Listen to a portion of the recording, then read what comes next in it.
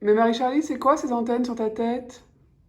Ah oui, Salomé, parce que ce matin, on vous explique l'organisation papillon. Alors, passage, améliore, évolue, recherche une meilleure organisation pour notre grand collectif. Donc on passe dans ce qu'on appelle l'organisation papillon. Les objectifs de cette organisation, c'est de pouvoir clarifier les rôles et les mandats de chacun et des groupes de travail, de clarifier les périmètres et les périmètres de décision, de permettre plus de légitimité et d'émancipation. Alors ce matin avec Salomé, on vous explique ce qu'on est en train de faire. Dans le gros travail de l'organisation papillon, on a les groupes qui sont les groupes liés à l'activité, la maison de naissance, la maison de mourance et l'habitat groupé. Et puis, on a des groupes qui sont liés à des fonctions qu'on appelle plutôt support, qui sont au service de ces activités.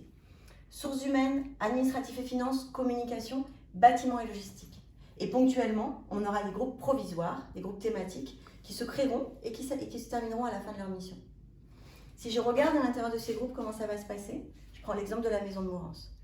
On a toutes les personnes qui ont des rôles du faire, qui font des permanences, qui font du bricolage, qui font du ménage dans les autres endroits. Ces endroits-là, vous commencez à être à peu près clair sur ce que vous avez à faire, on va encore travailler à clarifier.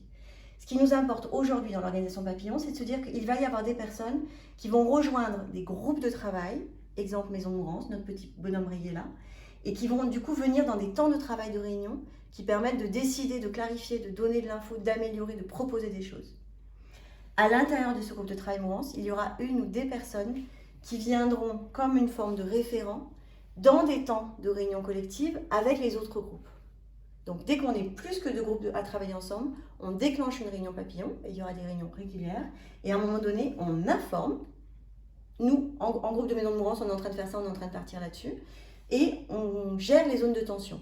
Peut-être même des fois, quand nous on est en train de travailler là-dessus, le groupe sources humaines, le groupe communication est en train de faire autre chose, où ils vont pouvoir venir à ce moment-là faire des fonctions support, et ça permet d'être dans un moment de vision globale à l'endroit du papillon.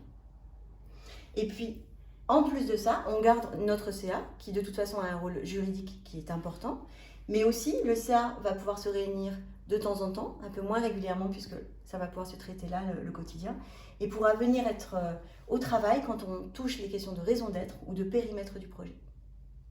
Donc, la réunion sur laquelle on vous convoque le 14 novembre, c'est vraiment pour venir vous montrer tous ces rôles d'organisation qui sont à prendre. Et le lundi 14 novembre, de 18h30 à 21h30, on vous propose de venir travailler à Passage pour vous montrer tout ça et voir qui aurait envie de pouvoir s'impliquer autrement dans l'organisation papillon. Pour tous ceux qui ont déjà des fonctions et des rôles, qui savent où ils sont, nous aussi finalement on sait à peu près où vous êtes, donc restez chez vous, il n'y a pas de souci. Pour ceux qui veulent venir travailler, même si vous êtes juste curieux, même si vous avez envie d'impliquer une réflexion à ce moment-là, inscrivez-vous, dites-nous que vous êtes là. Et on espère qu'avec cette organisation papillon, on va pouvoir avoir encore plus de confiance et de lâcher prise dans le travail à Passage.